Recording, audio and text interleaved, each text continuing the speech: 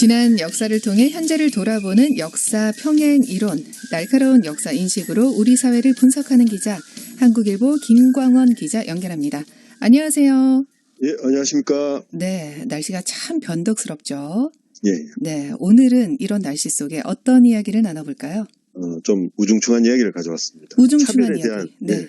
차별에 대한 이야기입니다. 아, 그렇군요. 차별에 대한 이야기 우중충하지만 이렇게 또 정한 이유가 있을 것 같은데요. 보면 한국 사람들이 또 가장 민감하게 반응하는 단어인 것 같기도 하더라고요. 예. 얼마 전에 이런 기사가 떴습니다. 제목이 대법원 제사 주재자 장남 아니어도 된다. 남녀 적서 불문. 그러니까 남녀 차별, 적자와 서자 혹은 철통 차별이 깨졌다 이런 내용이었습니다. 네, 그렇군요. 요즘 뭐 제사를 지내지 않는 집들도 좀 많더라고요. 어쨌든 오래된 편견 하나가 무너진 느낌인 것 같기도 하고요. 네. 저는 이 기사에서 적서 차별에 더 눈길이 갔습니다. 네. 혈통에 대한 문제죠. 근데 이게 좀 과잉 해석하면 인종차별까지 갑니다. 이런 역사가 있습니다. 신라시대, 정확히는 4세기에서 6세기의 신라의 귀족들이 나는 흉노의 후손이다 이렇게 말하고 다녔습니다. 아, 그렇군요. 미스터리를 다루는 방송이나 책에서 언급이 됐던 그런 내용인 것 같기도 해요. 그렇죠. 네. 그 배경을 이해하려면 중국이 만든 그릇된 역사 지식 두 가지를 극복해야 합니다. 네. 하나는 중국이 늘 아시아의 중심이었다는 생각이고요. 그리고 또 하나는 소위 오랑캐들이 야만인에 불과했다 이런 생각입니다. 대개는 그렇게 인식을 하는 것 같더라고요. 예. 네. 우선 4세기에서 6세기까지의 선진국은 흉노였습니다. 네. 그러니까 정교한 세공수를 비롯해서 여러 가지 면에서 뛰어난 기술이 많았거든요.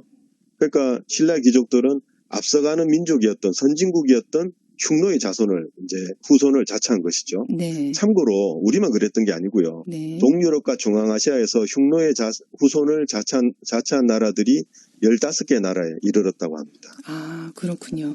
중국은 또 자신들은 문명국이고 나머지는 또 오랑캐다 이렇게 굳게 믿었던 게 아닌가 싶기도 하고 그 시대는 흉노와 비교해서 후진국이었던 거네요.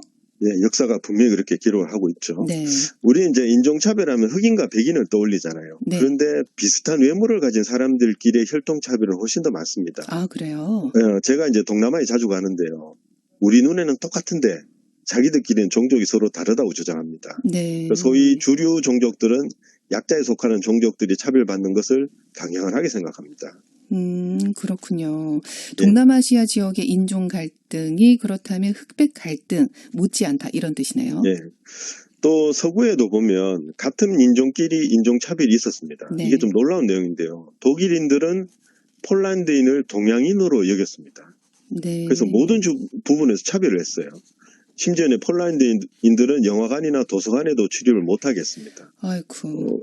그리고 이제 하얀 검둥이다. 뭐 이런 네. 이상한 명칭으로 불렀습니다. 아, 너무했네요. 폴란드인이 어떻게 또 동양계일 수 있을까 궁금하기도 하고 백인이 백인을 인종차별한 건가 싶기도 한데요. 그렇죠.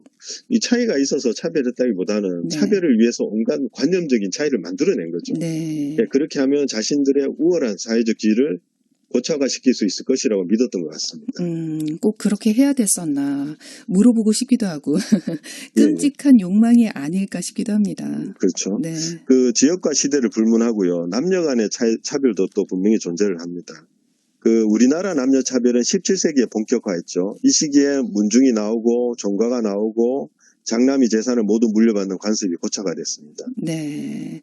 유교의 가부장적 관념이 정착한 시기라고 설명을 했었던 것 같아요. 그렇죠. 네.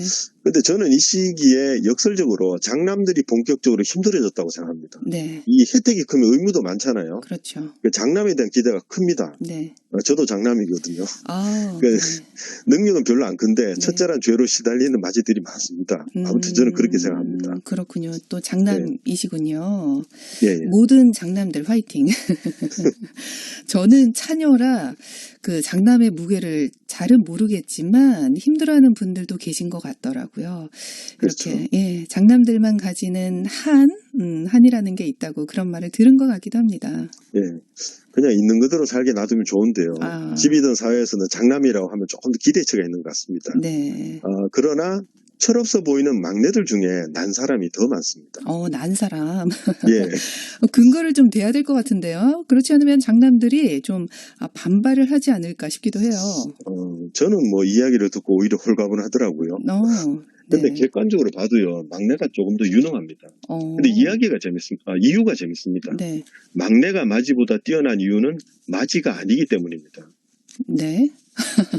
이거는 뭐 약간 말장난 아닌가 싶기도 한데요. 예, 네. 영국에 얼마 전 몇 해 전에 영국의 버밍엄 대학에서 연구를 했어요. 네. 해봤더니 첫째는 IQ가 높다 이렇게 나왔고요. 막내는 응석 빠질 가능성이 높다 이런 결과가 나왔습니다. 네. 그런데 결론적으로는요, 막내들 중에 유명인과 성공한 사람이 더 많이 나왔다고 합니다. 첫째는 IQ가 높고 막내는 응석 빠질 가능성이 높다. 결론적으로는 막내 중에 유명인과 성공한 사람이 더 많이 나왔다. 그렇다면 머리 좋은 마지보다 응석 빠진 막내가 더 성공했다. 이런 뜻인데 언뜻 이해가 잘 되지는 않습니다. 이 마지는요, 저도 그렇지만 네. 머리가 좋지만 규범을 벗어나지 못합니다. 네. 고정관념에 얽매여서 사는 거죠. 근데 반면에 자유롭게 자란 막내는 틀을 극복하고 도전하는 걸 잘합니다. 네. 자연히 성공할 확률이 높아지는 거죠. 그 장남들만의 그 무게감이 있나 봐요. 예, 막내들은 또 두려움이 없이 도전하다 보니까 성공을 더 많이 맞았을 수도 있겠다 이런 생각이 드는데요. 예, 뭐 그런 분석이 저는 맞다고 생각합니다. 네. 실제로 보면 이건희 회장은 막내였죠. 네. 그리고 대우의 김우중 회장은 6남 1녀 중에 5번째 아들이었습니다. 네. 정주영 회장은 맞이긴 했는데 엄마가 소판돈을 훔쳐서 가출할 정도로 막내 같은 면모를 가지고 있었습니다. 그렇군요. 자유로운 사고 또 삶의 방식이 성공의 비결이 아닐까 이런 생각도 듭니다. 네, 저도 뭐 정확하게 그렇다고 생각합니다. 네.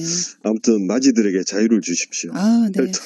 혈통차별 철폐, 남녀차별 철폐, 그리고 이제 마지에 대한 역차별도 철폐. 네. 오늘 제가 하고 싶은 말입니다. 예, 듣고 계시는 청취자분들 중에 마지들이 맞아.